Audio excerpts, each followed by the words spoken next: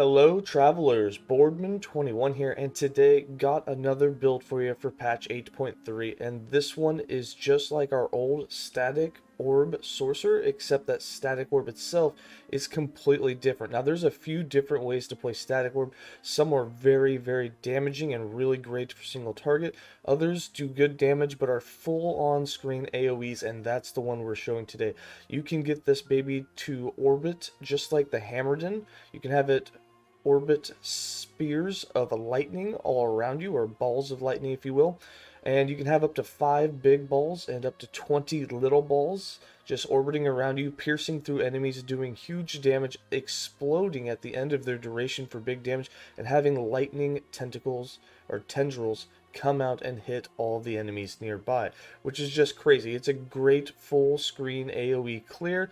It actually does really good damage, and empowered content you can basically just keep moving forward and everything will die. Of course, you always have that problem, just like Hammerden did, where sometimes you have collisions with walls and it makes the orbs disappear, so you can lose all of them really quick if you're up against some sort of obstacle that absorbs them. However, overall, super fun build, put together relatively easy, and if you played the previous Static Orb build, this one doesn't take any different gear. You wear all the same gear, same idols, and you even get a free respec of Static Orb if it was on your skill bar. So it's really easy just to put the points in and literally you can just take off with it. Alright, let's go ahead and get into the skills, the interactions, and just how this build works. For skills, I'm running Static Orb, Flame Ward, Focus, Arcane Ascendance, and Teleport. Arcane Ascendance is up for grabs. You can literally run anything in this slot that you want. I played back and forth between Arcane Ascendance and Ice Barrage, and really I wasn't using either of them. You don't really need the 5th slot in this build. Put anything in there that you want, maybe a CC with freeze if you wanted, so that you could use snap freeze and get a permanent freeze on some enemies. We have Static Orb. Static Orb is a new skill. We have not done a skill discussion on the rework of the skill tree, but played around with it a bit on stream yesterday, and this is the way that we came up with it that I liked the most. We've got 2 points in Shocking Conduit, 1 point in Insidious Focus. This reduces the mana cost a little bit, but the orbs can no longer pull enemies. 5 points in Orbital Fulmination. The orbit now orbits up to you 5 seconds before exploding, but you are limited to a few orbs casting that will detonate older ones. So what this does is you can have a maximum of 5 of them orbiting you, and if you cast another one, the first one that you would cast will explode wherever it's at. When you have 5 of them, or anywhere between 1 and 5 of them, they will orbit you all the way out to a far distance, and once they've reached maximum distance, they will explode, and then they'll do the lightning tendrils, and they'll do all sorts of different types of damage, all being lightning, but the tendrils will go outwards, the explosion will do a hit, and of course as the orbs are moving that hit enemies, they pierce and hit the enemies that they're moving through. So lots of damage, 3 different ways for them to damage enemies. We got 1 point in Forking Surge, which the explosion, which has tendrils, normally targets 5 enemies close by default. This adds it with +2, so it'll actually hit up to 7 enemies. 1 point in Static Armor, so that we get lightning aegis for 2 seconds every time that we cast Static Orb. 3 points in Open Circuit, so that the projectile speed is faster and we get more damage.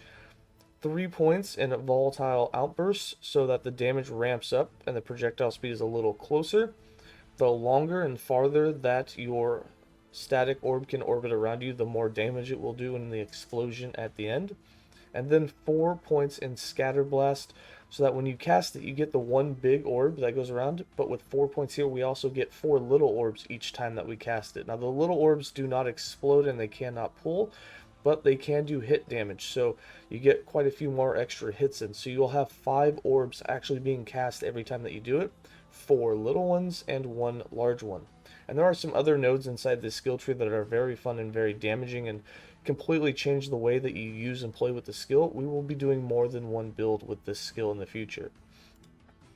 For Flame Ward, now we are wearing the Fractured Crown, so we don't have any ward, but we did spec 1 point into Stalwart Defense so that we could get down here for the less hit damage and the less elemental damage. So we got 5 points in Barrier, 3 points in Prismatic Buffer, 3 points in Dilation, 3 points in Infusion, 1 point in Lightning Ward, so that when we use Flame Ward we get a bunch of increased lightning damage, and 4 points in Through Flames for 8 added fire damage to skills and attacks. That is converted to lightning through the lightning ward nodes. So that is +8 lightning damage to our static orb for us. For focus, if you do run out of mana, focus is going to be one of the quickest ways to get mana back. Still looking into the lightning blast version where you can get some lightning back that way, as that might feel way better. 4 points in mana flooded, 1 point in desperate meditation, 4 points in revelation, 1 point in energy infusion, 1 point in resolute stance, 5 points in prismatic stance, so we take 25% less elemental damage while it's active, and 4 points in iron stance for 400 flat armor. For Arcane Ascendance, like I said, didn't really use this much. Maybe in a boss fight you could. Problem is when you activate it, you don't regen mana, so you're going to run out of mana really quick. I've got 3 points in slow breathing, 3 points in tranquility, 1 point in arcane absorption, 5 points in higher plane, 1 point in power overload, 3 points in power sprint, 1 point in acuity, and 3 points in cunning.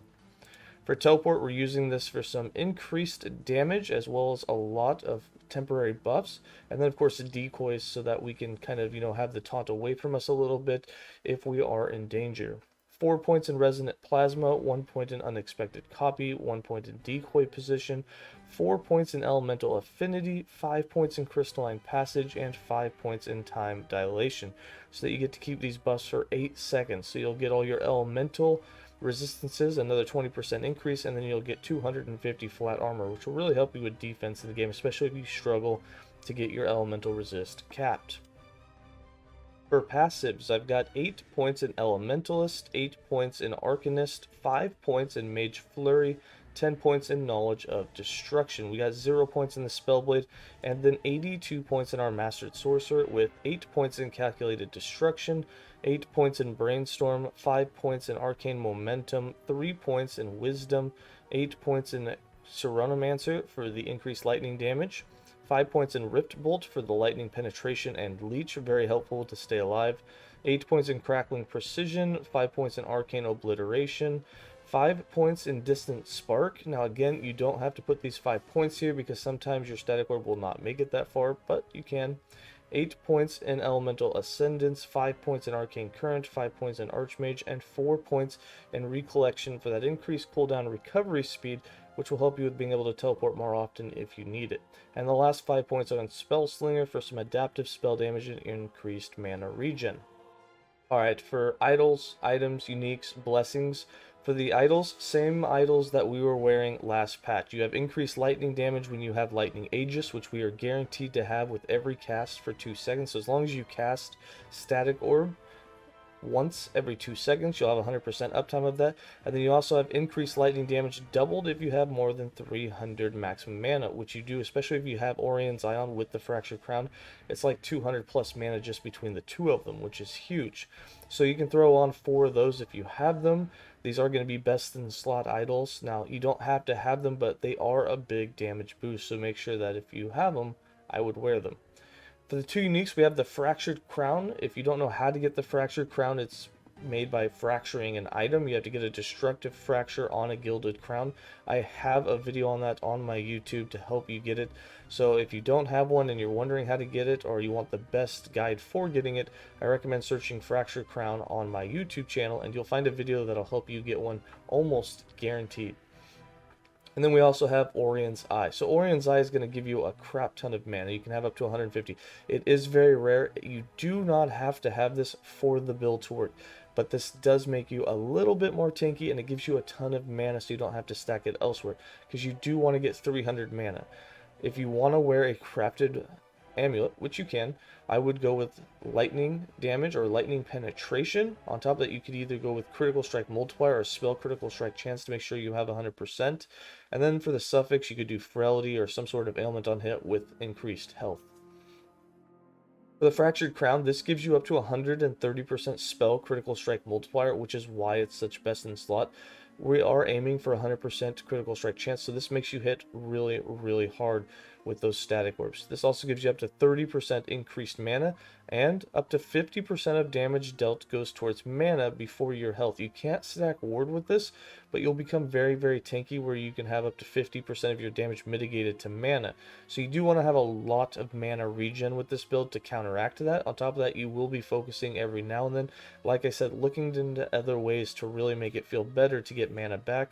There aren't very many ways to reduce the cost of Static Orb, unfortunately. For the crafted items, again, this build planner will be linked in the description below. It'll also be in the written guide so that you'll have access to all of this. I'm just going to hover over them, but some of the main things you want to look for, you want as much health as possible. Again, these aren't all best in slot, but you want as much health as possible, as much mana regen as possible, and then of course try and cap your resistances after that. For blessings, nothing is really 100% needed. However, there are some best in slot ones that'll help you with gearing, like the critical strike avoidance from the Emperor of Corpses timeline. So make sure you can check that. You can also get endurance threshold, some added armor, all those sort of things. I don't have all the best in slots. These are pretty much up for preference depending on how your gear is looking.